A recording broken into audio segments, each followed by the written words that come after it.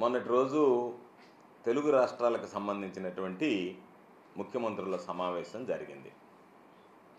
ఆ ముఖ్యమంత్రుల సమావేశంలో అనేక విషయాలు చర్చకొచ్చాయి. చర్చకొచ్చినటువంటి విషయాలు అనేక రకాలైనటువంటి అనుమానాలకి తావిస్తున్నాయి.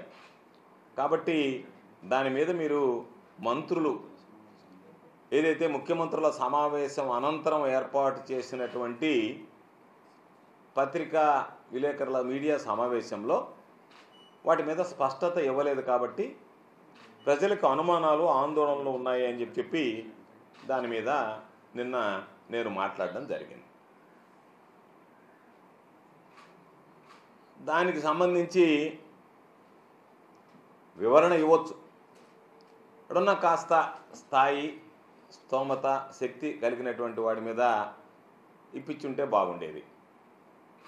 ఆ పీసోడు సోమిరెడ్డి చేత ఈరోజు దాని మీద వివరణ పేరిట వివరణ ఏమీ లేదు, కానీ ఆయన కేవలం నన్ను విమర్శించడానికి నా మీద రకరకాలైనటువంటి వాగ్బాణాలు ప్రదర్శించిపోయాడు.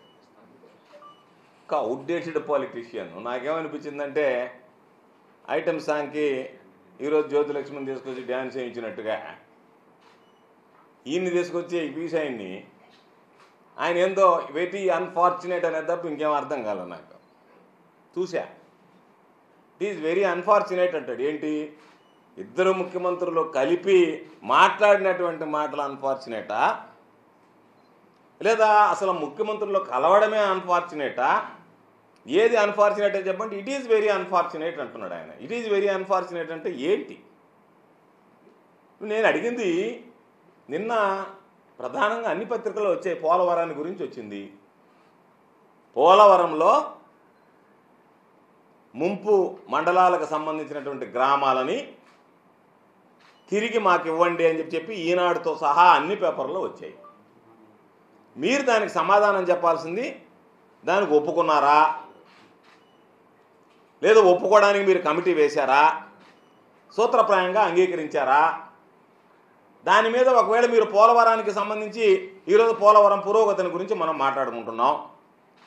పోలవరం పురోగతిలో మేము ముందుకు వెళదాము, చర్చల్లో మరింతగా ప్రగతి సాధిద్దాము, ఉన్నటువంటి సమస్యలను పరిష్కరిద్దాము అని చెప్పి పోయినటువంటి మీరు ముంపు మండలాలకు సంబంధించినటువంటి గ్రామాలను వెనక్కి రావాలనేటువంటి డిమాండ్ వాళ్ళు తెచ్చిన వెంటనే మీరు మనం ముందుకు వెళ్తున్నామా వెనక్కి నడుస్తున్నామా అనేటువంటిది తెలియకుండా మీరు ఇటువంటి డిమాండ్లు తెస్తారా అని చెప్పాల్సింది పోయి, లేదు ఇటువంటివి మేము ఎట్టి పరిస్థితుల్లో కూడా ఒప్పుకునేది లేదు, జరిగినటువంటి వాటి గురించి మరలా ఈరోజు మాట్లాడుతున్నారు అనేటువంటి దాని గురించి కాస్త గట్టిగానే మీరు హెచ్చరించాల్సింది పోయి, మేము అధికారులతో ఒక కమిటీ, మంత్రులతో ఒక కమిటీ, వీళ్ళిద్దరి వల్ల కాకపోతే ముఖ్యమంత్రులతో ఒక కమిటీ అని చెప్పి మీరు చెప్పారు. దాని అర్థమైంది, మా అనుమానం ఏంది, ప్రజలకు ఉన్నటువంటి ఆందోళన ఏంది, మీరు నిజంగానే ఆ ప్రతిపాదనకి సిద్ధపడ్డారా, ఆ ప్రతిపాదనకి మీరు అంగీకరించారా, లేదా అంగీకరించబోతున్నారా, లేదా ఆ ప్రతిపాదనని మీరు పెండింగ్లో ఉంచారా, ఆ ప్రతిపాదనను తోసిపుచ్చారా? అంతే కదా. దాని మీద స్పష్టత ఇవ్వమంటే దాని మీద స్పష్టత ఇవ్వకుండా మేము అడిగినటువంటి వాటికి ఎవడో ఒకటి క్యాబరీ డాన్సర్ని తీసుకొచ్చి వాళ్ళ చేత మమ్మల్ని తిట్టించడం తప్ప మేము అడిగినటువంటి దాంట్లో ఏదన్నా తప్పుందా? మిమ్మల్ని అడిగింది ఏంది? మేము అయ్యా ఇదిగో పోలవరానికి సంబంధించి మనం ముందుకు వెళ్లాల్సినటువంటి పరిస్థితుల్లో చర్చలు పురోగతి సాధించడానికి వెళ్ళారా, తిరోగమనం దిశగా చర్చలను తీసుకువెళ్ళడానికి మీరు వెళ్ళారా?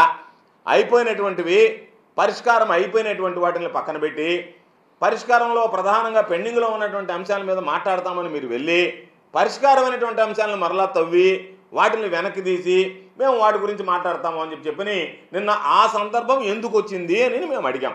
దాంతోపాటు 2-3 విషయాలు పత్రికల్లో వచ్చే మీడియాలో, ఒకటి టీటీడీకి సంబంధించి మాకు వాటా ఇవ్వమని అడిగారని, పోర్టులకు సంబంధించి తీర ప్రాంతంలో మాకు వాటా ఇవ్వమని అడిగారని ఇవి అడిగారని వస్తే దానికి చెప్పాం. ఏమని చెప్పాం? అయ్యా ఈ విధంగా అనుమానాలు ఉన్నాయి, ఇవి కూడా మీరు వినొచ్చారా, ఇవి కూడా మీకు ఉన్నటువంటి అజెండాలో చేర్చారా, రాబోయేటువంటి రోజుల్లో అధికారులు మంత్రుల అజెండాలో చేరుస్తారా? అది దానికి ఇతిమిత్తంగా లేదు, అటువంటివి ఏమీ మా అజెండాలో లేవు, మేము వాటికి ప్రాధాన్యత ఇవ్వడం లేదు, టీటీడీని గురించి వాళ్ళు అడగలేదు, లేదు అడిగారు మేము ఒప్పుకోలేదు, పోలవరం ముంపు మండలాల సమస్య వచ్చింది మేము దాని గురించి మాట్లాడటం లేదు, లేదు అదేవిధంగా పోర్టులకు సంబంధించినటువంటి వాటాలు వచ్చాయి, వాటిని మేము తిరస్కరించాము, లేదా వాటిని మేము మాట్లాడుతున్నాము, వాటి గురించి మాట్లాడతాము, దానివల్ల జరిగే నష్టమైంది కష్టమైంది అనేటువంటిది ఏదో ఒకటి మీరు చెప్పకుండా మేము మిమ్మల్ని అడిగితే మీరు మమ్మల్ని తిట్టించడం అనేటువంటిది, ఆ తిట్టినటువంటి వాడు నన్ను వ్యక్తిగతంగా తిట్టిపోయాడు తప్ప ఈ విషయాల గురించి ఏది మాట్లాడినటువంటి పరిస్థితి లేదు.